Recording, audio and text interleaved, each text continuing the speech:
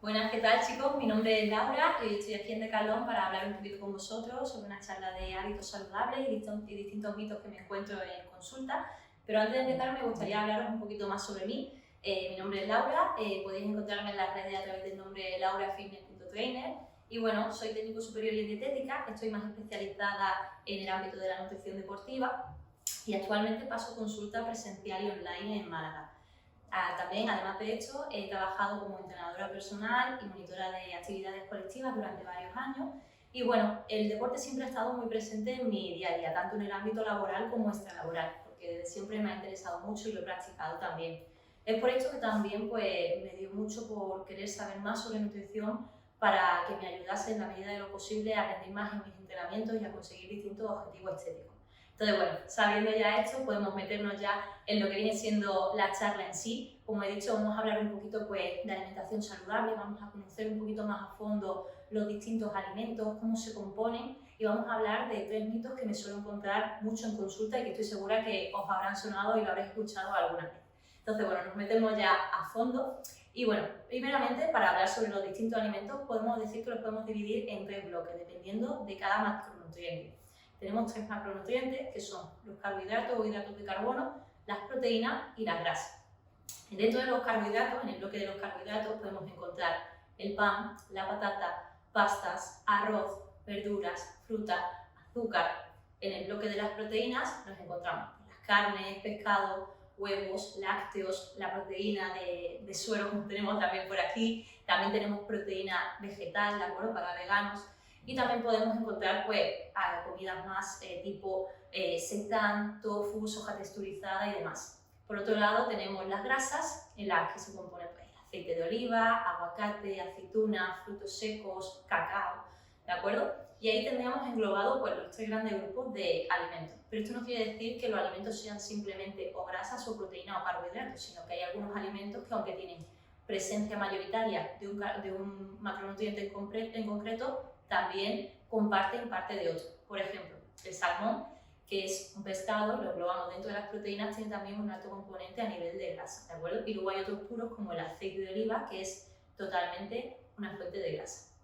Y dicho esto, pues podemos meternos más a fondo en los distintos mitos, porque ya así os va a ayudar un poco a entenderlos mucho mejor, ¿de acuerdo? Y estoy segura de que este primero que vamos a comentar os habrá sonado alguna vez, que es sobre el desayuno, que es la comida más importante del día.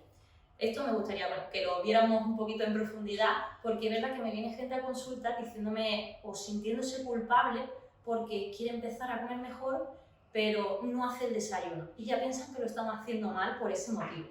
Entonces, el desayuno es la comida más importante del día, hay que hacerlo si queremos hacer una alimentación saludable. La respuesta es no, ¿de acuerdo? No podemos ver si una comida es la más importante del día porque tenemos que ver la dieta en su conjunto. Nunca una comida nos va a determinar nada, ¿de acuerdo? Entonces, el desayuno podemos hacerlo si se adapta a nuestras preferencias o a nuestras circunstancias, o podemos no hacerlo y también estará bien hecho. ¿Qué es lo que pasa? Si lo vamos a hacer, por lo menos vamos a hacerlo bien, ¿no? Y un desayuno que a mí me parece muy interesante a la hora de estructurarlo, yo miraría primero la parte de las proteínas, ¿de acuerdo? Como hemos visto anteriormente en el bloque, podemos escoger, por ejemplo, para desayunar, de la parte de las proteínas, pues para huevos, podemos coger yogur, podemos tomar un batido de proteína. Luego cogería una pieza de fruta, ¿de acuerdo? Podemos tomarla tanto en zumo como entera, pero yo la verdad es que lo veo mucho más interesante que nos la tomemos entera, ya que nos vamos a beneficiar de su fibra, cosa que se pierde al tomarla en líquido, y de su saciedad al tener que masticarla. Por otra parte, no se me olvidaría coger una fuente de grasa saludable, por ejemplo, podemos optar por unos frutos secos, ya sea en su versión entera o en mantequilla, por ejemplo. Podemos coger también cacao o aguacate y ya con eso tendríamos un buen desayuno. ¿Que necesitamos un desayuno que nos aporte un plus más de energía? Pues entonces podríamos coger un carbohidrato más, ¿de acuerdo? Por ejemplo, pan o unos copos de avena o incluso también unas harinas de avena que también están pues en sabores y que le da mucha versatilidad a la hora de hacer pues ciertos alimentos, ¿de acuerdo? Con eso, pues ya tendríamos un desayuno para esas personas que sí les gusta desayunar o que sí se adapta a su día a día el desayunar por las mañanas, ¿de acuerdo? Pero no es obligatorio. Igualmente lo haríamos bien si no desayunásemos. Siguiente mito, que con el que me encuentro mucho y creo que es uno de los más sonados, es el ayuno intermitente. Y aquí me gustaría hacer una pausa para que vierais cómo puede ser que el primer mito fuese que el desayuno es la comida más importante del día y por otro lado tenemos el mito del ayuno intermitente como la clave para la pérdida de grasa. Aquí los dos se enfrentan, ¿de acuerdo? Este es otro que tenemos que entrar en profundidad a estudiar. ¿Hasta qué punto es verdad o no es verdad? Pues aquí también va a depender. El ayuno intermitente como tal no es una herramienta que te va a permitir bajar de peso, sino que es un protocolo que bien llevado a cabo puede ayudarnos a ese déficit calórico. Pero eso no quiere decir que sea el único protocolo que hay.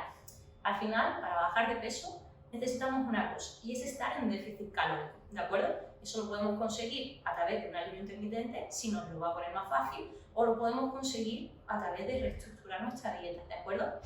Entonces voy a poner un ejemplo muy claro con números redondos para que así lo podamos ver claramente, que las dos cosas serían exactamente iguales y nos llevarían al mismo punto. Imaginemos que un sujeto necesita consumir al día 1500 calorías para bajar de peso.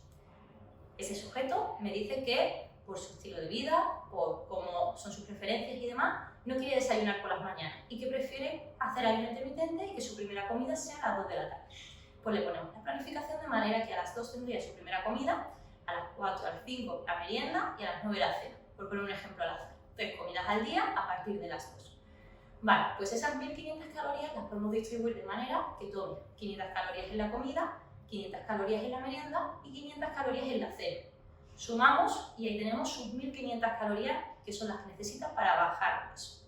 Ahora pongamos que ese mismo sujeto, no vamos a hablar de otro, sino ese mismo sujeto, por circunstancias de la vida, ahora no quiere hacer ayuno intermitente y prefiere meter un desayuno por las mañanas. ¿Cómo lo haríamos para seguir logrando ese déficit calórico?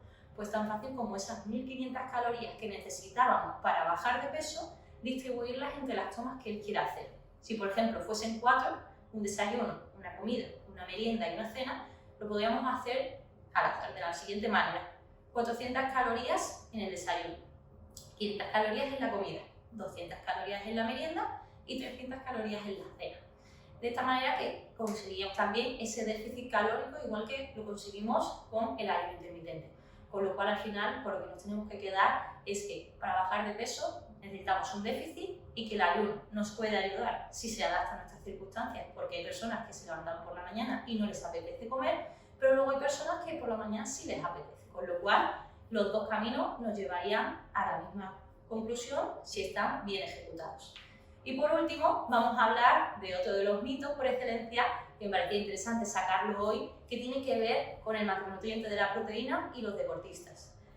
Normalmente se suele pensar que solamente el ámbito deportista se tiene que preocupar de la proteína, de ese macronutriente, cuando en realidad es un macronutriente que tenemos que tener todos controlados, seamos deportistas o no seamos deportistas, ya que es uno con el que más fácilmente solemos quedarnos por debajo de nuestras cantidades recomendadas.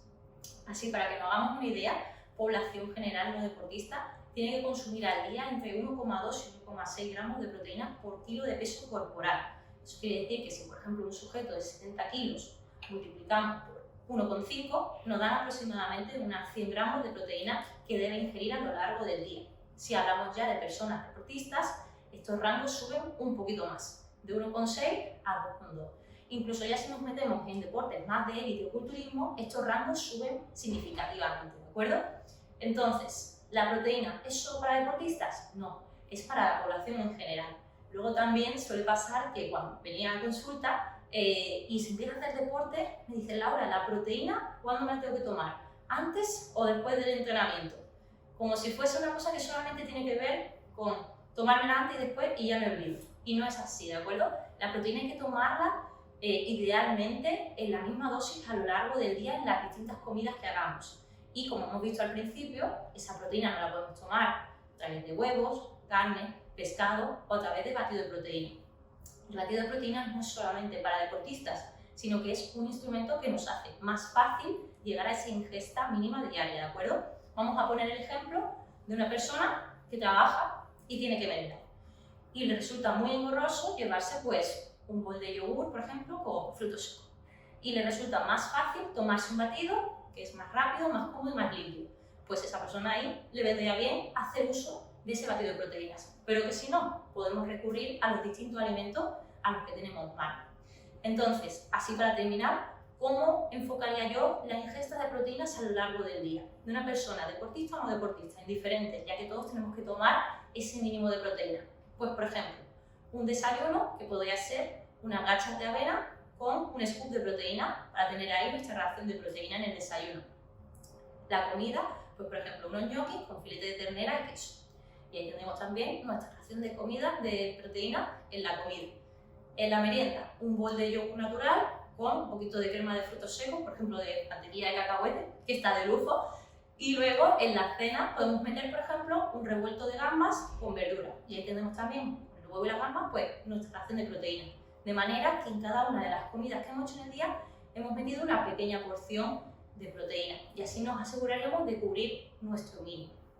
Entonces, bueno, estos han sido los 3 mitos que hemos venido a hablar hoy sobre ellos, que son de los más sonados en consulta, que hay más segurísimo, pero bueno, podemos seguir hablando de ellos más adelante. Y ya está, solamente me queda deciros que podéis seguirme a través de mis redes, donde suelo publicar mucha información sobre nutrición, enseño mi día a día a nivel de entrenamiento, y si tenéis cualquier duda, pues podéis contactarme por ahí. Y si no, pues nos veremos próximamente en la siguiente charla. Muchas gracias.